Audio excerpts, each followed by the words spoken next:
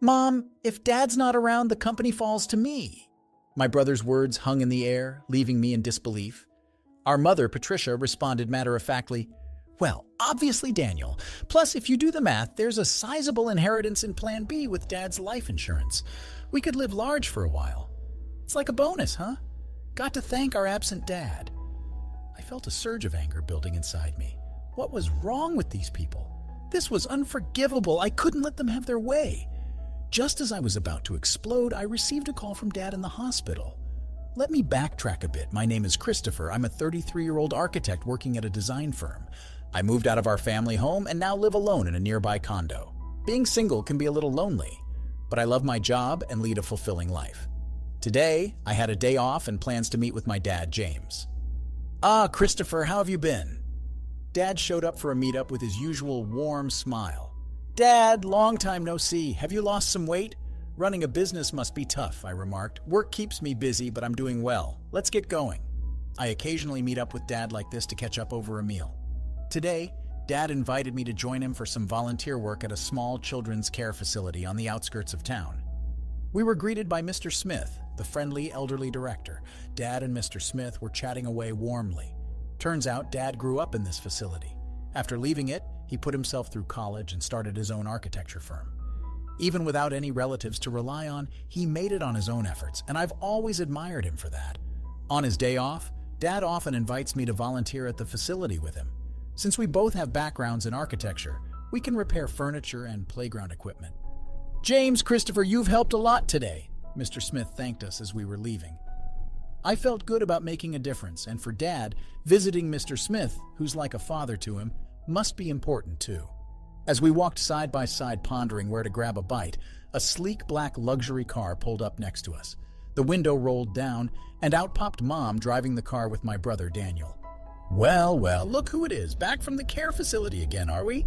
Mom's tone was cutting. "Mom, it's embarrassing to have a dad without parents. Can we stop this already?" I pleaded. "Let's go," my brother spoke, chomping on his gum. I wanted to retort, to tell him that he should be the one feeling embarrassed. An adult with no stable job and dyed hair, but I held back. There was no point in saying anything to these people. It would be a waste. "Daniel and I are going to dinner. You two can grab some fast food, and don't forget to fold the laundry, all right?" Patricia instructed. Dad responded with a simple, "Understood." And without another word, Mom rolled up the car window, and they drove off. Dad and I just watched them go, saying nothing. Mom and my brother looked down on Dad, belittling him at every turn.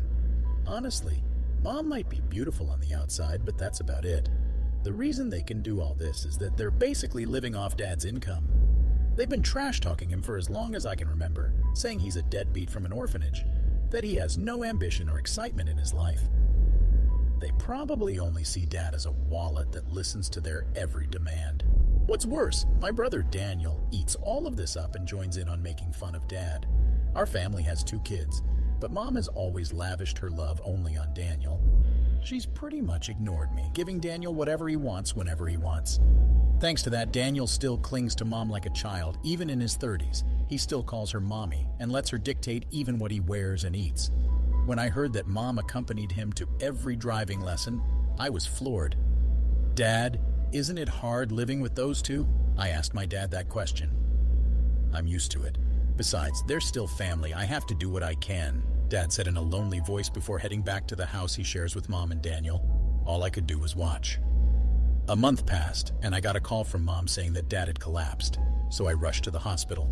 "Dad, what on earth happened to you?" I asked, seeing him looking even more fragile than a month ago. I received the devastating news.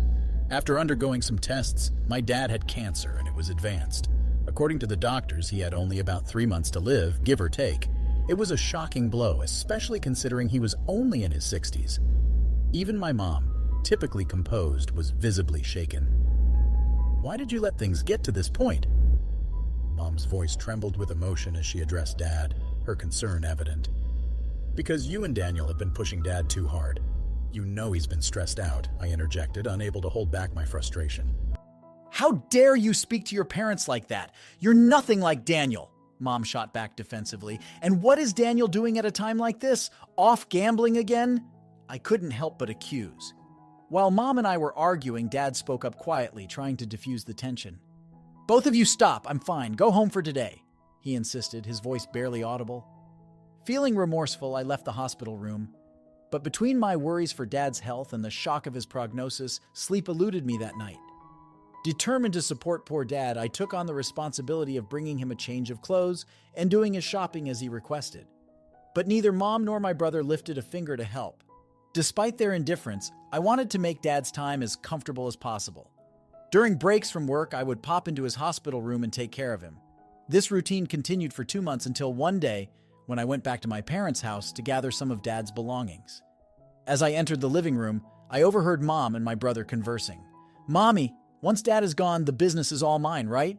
Daniel's words stunned me, prompting me to listen more closely. "That's not a given, Daniel, but if you do the math, there should be around $2 million in inheritance," Mom replied casually. "Wow, that's awesome. Maybe I should buy another car," Daniel exclaimed eagerly. "Why not? You'll be the company president, so you should drive a nice car. Thanks to his life insurance, we can live a little lavishly for a while. It's like a bonus. Gotta thank Dad for not being around," Mom remarked, her words sending a surge of anger coursing through me. What kind of trash are these people? Silently, I felt the weight of their callousness and greed. It was unforgivable. I couldn't stand by and let them have their way. Just as I was about to unleash my anger, I received a message from Dad. "Christopher, can you come to my hospital room alone?" Despite the storm of emotions within me, I managed to contain them and went to see my dad. He had lost even more weight recently, and his complexion looked bad. "Christopher, thank you for always being there," he said weakly. "What are you talking about, Dad? Just tell me what I can do to help," I replied, trying to maintain composure as I sat next to his bed. "There's something important I need to talk to you about," Dad began.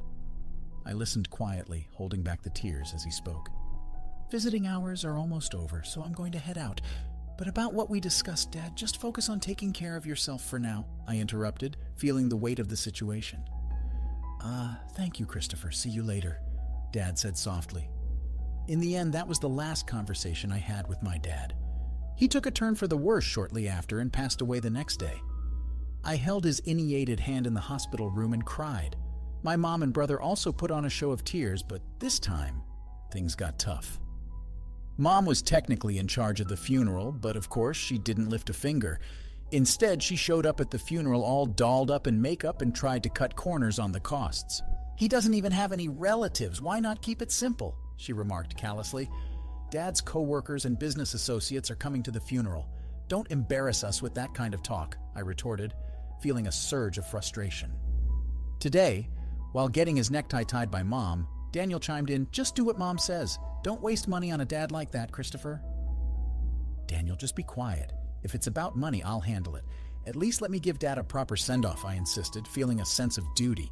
So I ended up taking charge of the entire funeral. It seemed Dad was well loved by many people. Lots of folks came to pay their respects, which made me really happy. About a week had passed since the funeral ended when Mom spoke up. "Now that we're a family of 3, finally got that person out of the picture, now the $2 million inheritance is all ours, right, Daniel? And Dad's company, too. Man, I'm finally going to be the boss," Daniel added eagerly. "Listen up, Christopher. You better give up your inheritance, got it?" Mom demanded sternly. Just after the funeral had ended, they were already talking about this stuff, annoying me to no end. I replied calmly, "Dad had already arranged all the inheritance matters with the lawyer. I have the contact details." My brother, surprised, exclaimed, "What? Why didn't you say that sooner? Call the lawyer right now." "That's right, Christopher. Hurry up," my mom urged. So I dialed the number on the business card that Dad had given me. Not long after, the lawyer arrived, a woman in her mid-30s named Attorney Williams. "I'm Attorney Williams. I've been authorized by James to handle matters concerning the inheritance. I'm very sorry for your loss," she said, shaking our hands as we greeted the lawyer. "Wow, I thought lawyers were all old dudes. You're quite the looker. Got a boyfriend?" Daniel asked. "Oh, Daniel, do you like her? Mommy prefers someone younger, not old," I scolded, feeling irritated. "Thank you for coming all this way. Please come in," Mom intervened, trying to maintain decorum. We ushered Miss Williams into the room and listened to what she had to say. "Let me explain. First of all, concerning the company, James had told me before he passed that it would be transferred to an acquaintance's company. I've been proceeding with the paperwork." "What? What does that mean?" I was supposed to become the CEO. I've heard nothing of the sort, my brother exclaimed, his voice rising in frustration. For the sake of the employees, the company will be merging with a trusted and skilled company that your father was fond of. The other company has already agreed, so there's nothing that can be done, Attorney Williams explained calmly. Darn outsider, darn it! My mom hurriedly chimed in, trying to soothe the situation. Calm down, Daniel. The inheritance is ours, right? It should be around $2 million, shouldn't it? My brother asked hopefully. No, there's nothing like that. The company was not doing as well as you think, and any remaining assets have been used to prepare for the company's transfer, Attorney Williams clarified matter-of-factly. What? What about the money? There should be $2 million coming in. Mommy, what's going on? My brother demanded, panic evident in his voice.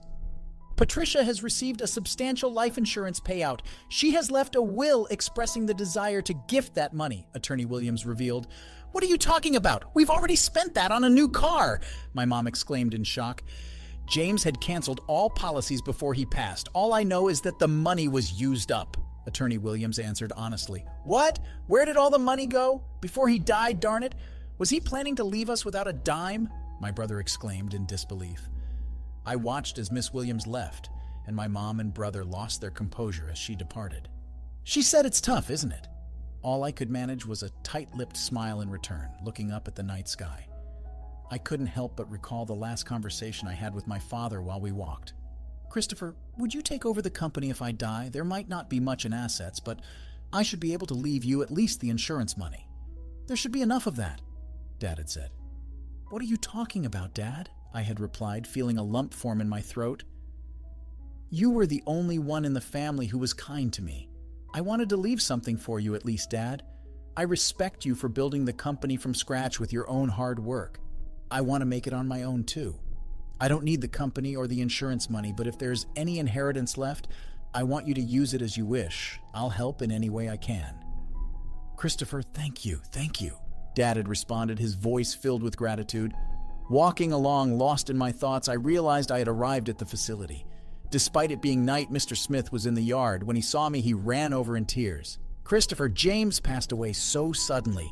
He told me not to come to the funeral, but actually, Mr. Smith, my dad was grateful for both you and the facility. I just found out too a little while ago. James made a large donation to the facility, a really large one. Now we can buy the things the kids need. We might even be able to renovate. Thank you, I explained, my own voice trembling with emotion. But I wish James could have lived. I wish he could have been happy, Mr. Smith murmured, wiping away his tears. While comforting a tearful Mr. Smith, I found myself crying too, looking up at the starry sky. I whispered in my heart, Dad, you did it. You really did it. And a few months later, I had been meeting with lawyer Miss Williams periodically to navigate the complex legalities of transferring the company and settling the estate. This meeting was to be our last. After expressing my gratitude for her support, Miss Williams offered her condolences once more, comforting me in a considerate manner. As I saw off Miss Williams, I couldn't help but contemplate that I might never see her beautiful face again. She had been such a kind and gracious person. Just then, as I waved goodbye, a familiar car pulled up beside Miss Williams, and out jumped my brother wielding a metal bat. Hey, what the heck are you doing? I yelled, quickly tackling my brother to the ground. Shut up! Let go of me! He shouted, his face turning red as I held him down. Were you trying to attack Miss Williams? What's going on? I demanded, shocked by his actions. Because of her, I didn't get the company or the money. It's her fault, damn it! My brother ranted. That's ridiculous! This isn't Miss Williams' fault! I retorted, incredulous at his accusation. Shielding a trembling Miss Williams, I called the police. Inside my brother's car, not just a bat, but also a rope and a stun gun were found, clearly weapons. He was swiftly arrested. When our mother found out, she fumed, "You'd send Daniel to jail? Your own family, how heartless." I replied calmly, "I no longer consider you or him family. My only family was my late dad. I'm cutting ties with both of you." Mom continued to rage, but I ignored her and cooperated fully with the police investigation. I later found out that my brother had also been repeatedly harassing Miss Williams online, making vulgar comments and slandering her. Threats had even been made, and the police were in the process of identifying him. My brother was sentenced to jail for his attempted attack on Miss Williams. She also sued him in civil court for defamation, and he was ordered to pay damages. Please take every penny he has if that'll make him reflect on his actions. I'm truly sorry for all this. I apologized to Miss Williams. Upon my apology, Miss Williams gave a faint smile and said, I'll do just that. Thank you for saving me from a dangerous situation. From now on, I hope you at least find happiness, Christopher. Several months later, when spring arrived today, I found myself at Shura Garden. But it wasn't for volunteering, it was for a business meeting. Thanks to the funding from my father's donation, the aging facility was planning a renovation. Mr. Smith had approached me for the architectural design. Initially, I declined, citing my inexperience, but Mr. Smith was unyielding. James always proudly said, Christopher will become an exceptional architect. He's already surpassed me. We can do this because of James. Mr. Smith insisted, I'd really like for you to take on this project, Christopher. With sentiments like that, how could I say no? I wanted to create a wonderful building that brought even a small amount of happiness to the kids and Mr. Smith. I'm sure my dad would have been proud of that. As for my brother, well, he hasn't changed. Even after his sentencing, he's become even more irresponsible. Though he avoided jail due to probation, he still begs our mom for money daily, starts drinking in the afternoon, and gambles away what he borrows. My mom is being pushed around by my brother every day. The large house we lived in, thanks to my dad, along with the car bought with insurance money, were sold to pay for Miss Williams' compensation and my brother's bail. Now it seems they live together in an old apartment. A friend told me she's lost her beauty and looks more like an old woman now. She brought this upon herself, but I hope she at least reflects on how she treated my dad poorly before he passed away and raised my brother to be such a mess. One last thing. I'm going to marry Miss Williams, the lawyer, soon. She told me in confidence that she felt attracted to me after I saved her from my brother's violent behavior. She's a bit on the serious side, but I really love her for her kindness and dependability. From here on, I aim to work hard and be like my dad, building a warm and loving home. Let's conclude the story briefly. Despite the challenges and hardships faced, I strive to honor my father's legacy by building a warm and loving home. As my brother continues down a troubled path, I find solace in my upcoming marriage to Miss Williams, a symbol of hope and redemption. With determination and love, I embark on a new chapter, inspired by my father's values and guided by the promise of a brighter future. Thanks for watching. How did you find the story? Let me know in the comments below. Don't forget to like this video and subscribe to our channel for more awesome stories like this. Your feedback and support mean a lot.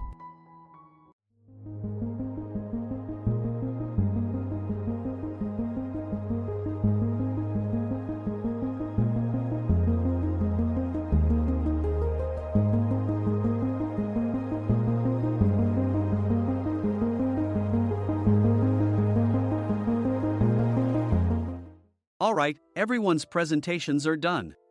Nick, the manager, said as he tried to move the discussion forward. Excuse me, I haven't. I recently found out something. Nick interrupted me and began to speak. There's apparently someone in this department who didn't graduate high school and is just a part-timer. Meetings should be for employees only. Absolutely right. His lackey, Mike, of course, agreed with Nick. I'm leaving. After leaving the meeting room, I started to shut down my computer. I noticed that an email had arrived, not in my personal inbox, but in the company's shared email. Thinking, there's no point in speaking up, no one will listen, I went home quietly. The next day, I heard a commotion from Nick's desk. He was staring at his computer screen, his face pale. Nick! Is something wrong? Mike looked at the screen with him. And he turned even paler than Nick. Why is he so angry? Knowing the reason for Mike's distress, I thought to myself, serves them right. My name is Adam. My mother passed away when I was in the 9th grade, and I was raised by my father. Well, you could hardly call it being raised. After my mother passed, my father changed. He drowned his sorrows in alcohol, and though he still went to work, he squandered our living expenses on horse racing. Because of that, I had to start working part-time as soon as I entered high school. Every month, I went to the convenience store with bills in hand that couldn't be auto-deducted from my father's account. Even though I endured it because I didn't want to be alone, I reached my limit in my 2nd year of high school and dropped out. I found a live-in job at a distant inn. Thank you for everything. The day I left home, my father, still staring at the TV, spoke. "Take care." That was our last conversation. Back then, 18 wasn't the age of majority, so I needed my father's permission to work, and I couldn't hide my place of employment. Yet, my father never visited me even once. I kept working just to survive, and before I knew it, I was 42. Years of hard work paid off, and I was transferred to the headquarters. I was thrilled to be recognized by the company, as I thought I'd be working in the field until retirement due to my lack of formal education. Listen up. Our work can change the future of our employees. Don't drag us down. On my first day after the transfer, Nick, dressed in an expensive suit, spoke sternly. There was a reason for this. Our inn was located in a prominent tourist destination, known so well that everyone in the state could sing its commercial jingle. At its peak, we had 5 locations within the state. But that was long ago. Due to financial difficulties and aging facilities, only the place where I had worked for many years and the original establishment remained. I was prepared to lose my job anytime, but now there was a glimmer of hope. With the rise of social media, the tourist area where the inn was located started gaining attention again. Depending on how hard the sales department, where I was transferred, worked, we could either thrive or be forced to give up this prime location to the new hotel chains continuously popping up. For Nick, who had switched careers from another industry to strengthen our sales, this was a battle he couldn't afford to lose. I understood why he had to be strict. "I will do my best." Nick sneered at my enthusiastic declaration. "Did you not hear what I said?" "I'm sorry." I thought I was listening carefully. Out of habit from years of customer service, I apologized reflexively, though I had no idea what had offended him. Someone was watching me with a smirk. In this department, there are those who are expected to excel and those who have been shoved here because they have nowhere else to go. You are the latter. It was Mike, the section chief. He's 7 years younger, at 35. But he was called to headquarters much earlier than I was and had been moving around within the headquarters ever since. I'm not jealous, but I can't accept that he's my boss. Graduating from a prestigious university, he has an unusually high pride and caused many problems as a newbie, making things very difficult for me when I was the front desk leader. When I found out Mike was transferred to the sales department a month before me, I was disheartened. Mike is right. With just a middle school diploma, there's not much you can do. Don't even think about achieving results. As if I didn't exist, Nick remarked, "I'm thirsty." Mike eagerly ran to the coffee maker. It seems Mike is Nick's lackey. I regretted being happy about my transfer to headquarters, wishing I had stayed on site forever. Send a direct mail to every company on this list by the end of the day. Nick only assigned me tasks that even a new graduate could handle. What? There are over 1,000 companies. You want me to send to all of them by today? Yes, if you and your fellow misfits split the work, even those with nowhere else to go should finish by today. I glanced at the employees typing away expressionlessly. They were worn out from customer service, only thinking about leaving on time, or were women reassigned after having children, with zero motivation for work. Even Sam, a new graduate from the same university as Mike, who was supposed to be among the expected achievers, had no enthusiasm for the job, having joined the company wanting to do customer service. "I don't care what they say, I plan to quit any time," he said. Only Nick and Mike were highly motivated, making all the decisions between the two of them. I originally only wanted to work at the inn to survive and had no particular attachment to this job. I swallowed my words, thinking I had no right to reprimand them. About a month after the transfer, Nick told us with a frustrated look. To commemorate the 50th anniversary, we've decided to create a plan exclusive for one group per day.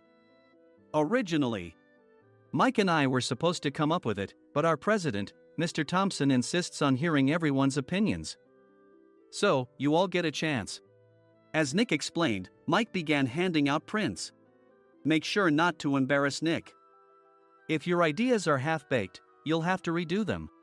It seemed that they had printed his handwritten notes by Mr. Thompson, which included several questions and a section for free responses.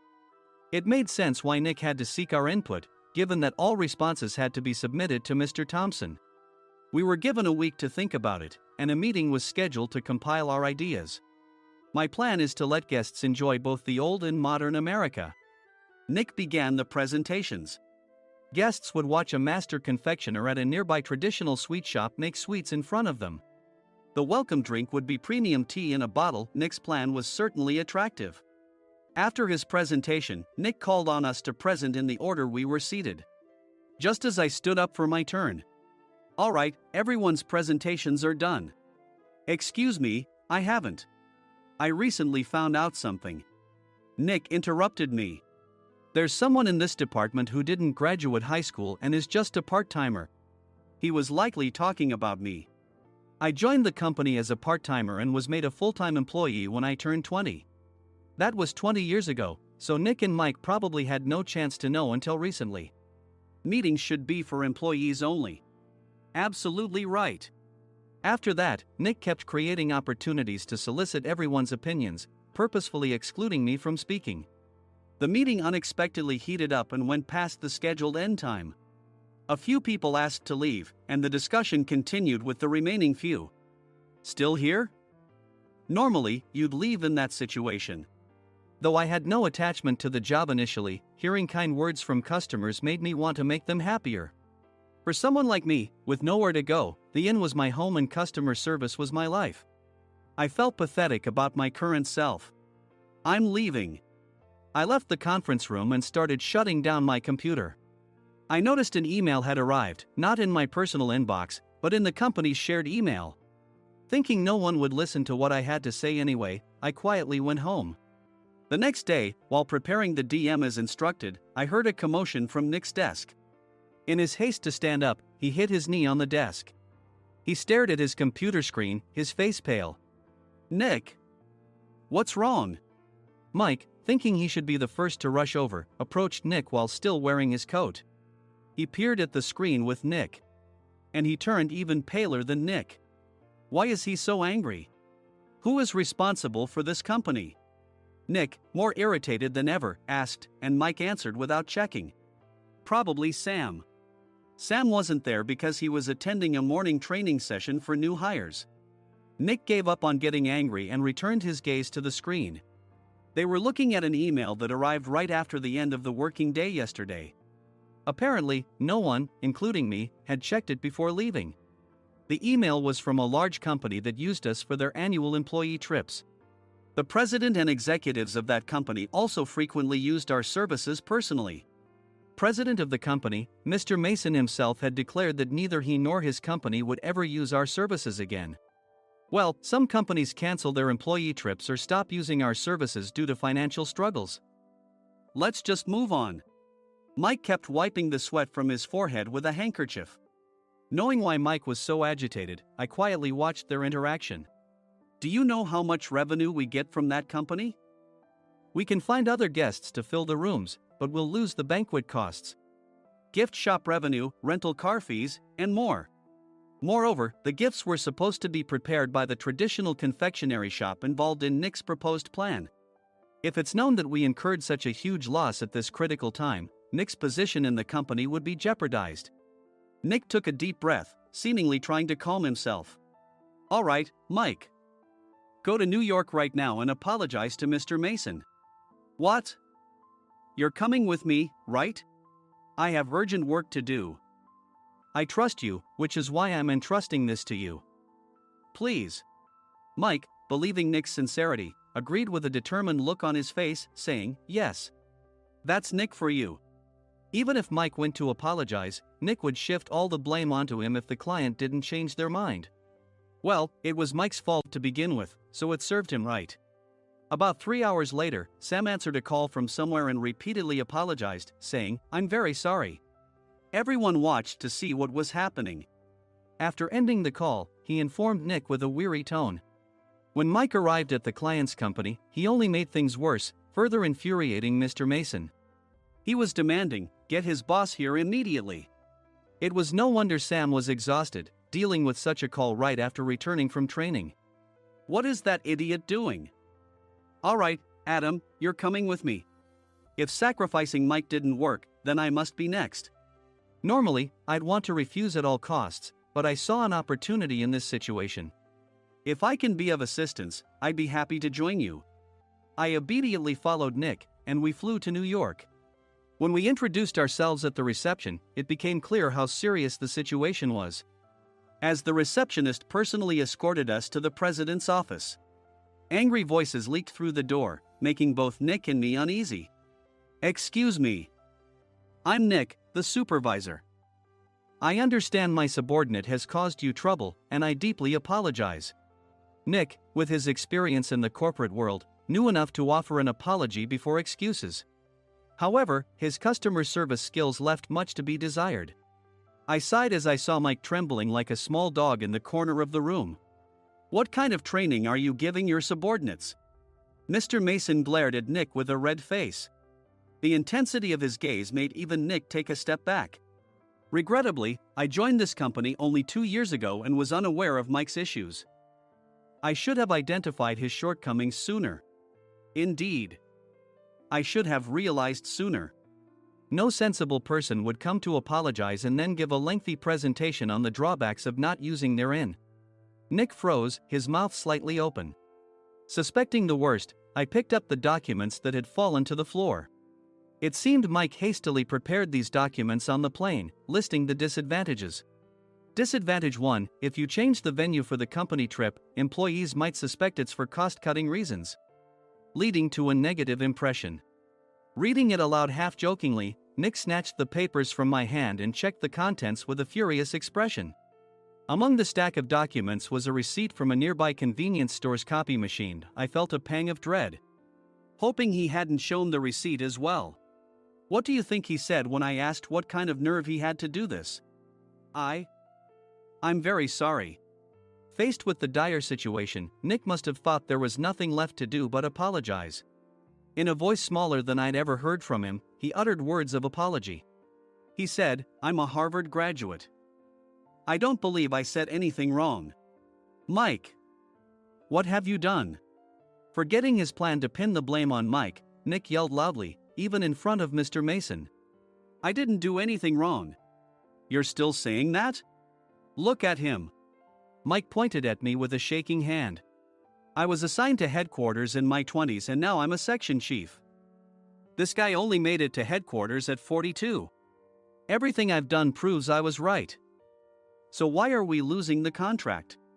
Having said his piece, Mike collapsed to the floor. "Of course. You were sent there because you had nowhere else to go." Mike never expected to hear such words from someone he looked down upon. He lunged at me, and Nick hurriedly stepped in to stop him. "Mr. Thompson told me Mike is a quick thinker, and to take good care of him." There's no way he was pushed aside. "Don't make things worse here. He didn't say quick thinker, he said only quick-witted, didn't he?" I don't remember that part." I recalled the many troubles Mike caused when he was a newbie. When Mike was on the front line, his pride was so high that he never apologized to customers. Customer service, especially in our job, doesn't work alone. It brings both good and bad situations. If the front staff or housekeepers made mistakes, or the cleaning company didn't properly clean a room, one had to apologize to the customers regardless of personal fault. Mike, in such situations, would never apologize, insisting he wasn't at fault. This often angered customers, and as the front desk leader, I frequently had to apologize on his behalf. He caused complaints and disrupted operations, which is why he was quickly moved to headquarters. In departments where he didn't interact directly with customers, his quick thinking was beneficial and things went well. But it seemed his flaws were starting to show. Corporate reservations are supposed to be entered into the system by the sales representative. But a quick check yesterday revealed that more than 10 items were missing from the client's reservation. The handover document clearly stated what needed to be prepared. Why didn't you enter it into the system? Why do we have to give them special treatment? Filling rooms near the banquet hall, setting up all the food in advance. Specifying the brand of wine, they're too demanding.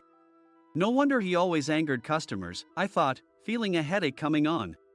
Grouping them in rooms near the banquet hall is for our benefit too. It makes it easier for the staff to set up beds and serve breakfast since everyone's schedule is synchronized. As for the other requests, Mr. Mason suggested them to lighten our load. I didn't know that. Nick finally seemed to realize that Mike was the one who had angered the client. What did you say to them? I just told them we wouldn't give them special treatment anymore. We shouldn't waste effort on things that don't bring in money. I was utterly exasperated at his lack of understanding of customer service. Of course, we shouldn't comply with unreasonable demands. But carrying over successful practices from past stays makes customers feel remembered and enhances their experience. Good memories encourage repeat visits. That's part of our job. I looked down at Mike, who was sitting on the floor. In our job, nothing is a waste. Mr. Thompson likely moved you to the sales department, hoping you'd finally understand this. How do you think he feels now that you failed to meet his expectations? Mike, tears in his eyes, fled the president's office. I was amazed he still hadn't apologized. You have it tough, Adam. It's okay, we're all employees of the same company. I deeply apologize for this disrespectful incident. Especially after all the care you've shown us. If it weren't for you, Adam, I really would have stopped staying here. When I heard you were moving to the sales department, I was willing to reconsider if you handled it. Seeing us talk so amicably, Nick's face contorted. Do you two know each other? Adam's service is excellent. I always requested him specifically. Normally, we don't accept specific staff requests, but we made an exception for Mr. Mason, adjusting my shifts accordingly. He had personally stayed at our hotel just before my transfer, and during casual conversation, I mentioned, I'm moving to the sales department soon. If I hadn't told him then, things could have been much worse. Please continue to take care of us. I look forward to it. On the return flight, Nick awkwardly offered me a can of beer. It's still working hours. Of course, I had no intention of forgiving him for a single beer. Nick might try to pin everything on Mike and avoid any consequences. While pondering this, a startling fact came to light. Nick, the tea bottles for the plan have arrived. I handed Nick a bottle labeled with our inn's name. They look good. What are you talking about? These are plastic bottles. I had assumed we would use the trendy, high-end bottling tea. But what arrived were ordinary plastic bottles of tea with customized labels. The only unique aspect was the label, which had the inn's name, making it look customized. Upon further investigation, I discovered that a substantial amount of money was set to be paid to the tea company. It was priced like bottling tea. Does this plastic bottle really cost $100 each? The tea inside is specially blended for us. The extra cost is for that. Wouldn't it be better to use another tea company? Or is there a specific reason we must use this one? As Nick continued to make excuses, I showed him a printed email. I informed the tea company's president, Mr. Mitchell, that we discovered irregular payments and he confessed. He said you two were high school classmates and planned to split the extra money. That idiot. Why did he confess? That's not important. You should worry about yourself, this could turn into a police matter. Opening the bottle cap, I suggested. How about calming down with this tea? It supposedly has a relaxing effect. Nick drank the tea frantically. In the following days, decisions were made about their fates. Mike was reassigned to the General Affairs Department, with no chance of transfer or promotion, as per Mr. Thompson's orders. As for Nick, since the payment to the tea company hadn't yet been made, he narrowly avoided legal trouble. Instead, he was encouraged to leave the company, and to avoid further complications, Nick submitted his resignation. Rumor has it that connections between HR departments have made it difficult for him to find new employment. Even though it was good to have those two gone, something unexpected happened in the sales department. Everyone became motivated and united in refining the 50th anniversary plan. In the end, my plan was adopted. We collaborated with the Tourist Information Center to provide personalized guides. The plan, tailored to the number of guests, was truly special for the 50th anniversary. Hey, is Adam's family coming to stay? I immediately booked that special plan for my family. Sam noticed it on the reservation list and quickly picked up on it. Yes, I'm inviting my father. That's great. I might invite my parents too. I lacked the courage to face my father just as Adam. But here, with the confidence Mr. Mason praised, I felt ready. The 50th anniversary plan was a perfect opportunity to reconnect with my father. I hoped to bring back the days when we could laugh together as we once did.